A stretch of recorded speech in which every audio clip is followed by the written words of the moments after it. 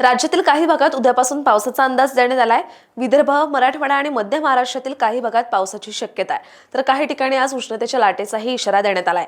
राज्यातील अहिल्यानगर आणि पुणे जिल्ह्यात उद्यापासून 3 दिवस काही ठिकाणी हलक्या ते मध्यम पावसाचा अंदाज देण्यात आलाय, तर सिंधुदुर्ग, जळगाव, नाशिक जिल्ह्यात रविवारी काही ठिकाणी ढगांच्या गडगडाटासह हलक्या पावसाचा अंदाज देण्यात आलाय। सातारा, सांगली आणि सोलापूर जिल्ह्यात उद्यापासून पुढील 4 दिवस काही ठिकाणी वादळी पावसाची शक्यता आहे।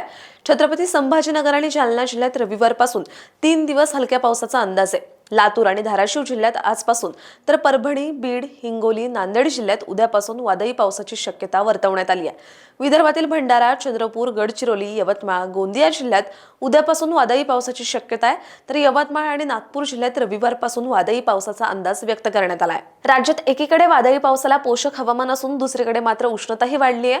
आज यवतमाळ, वर्धा, चंद्रपूर, अमरावती आणि अकोला जिल्ह्यात उष्णतेच्या लाटेचा इशारा देण्यात आलाय, तर कोकणातील पालघर, ठाणे, मुंबई आणि रायगड जिल्ह्यात काही ठिकाणी आज आणि उद्या उष्णतेच्या लाटेचा इशारा हवामान विभागाने दिलाय।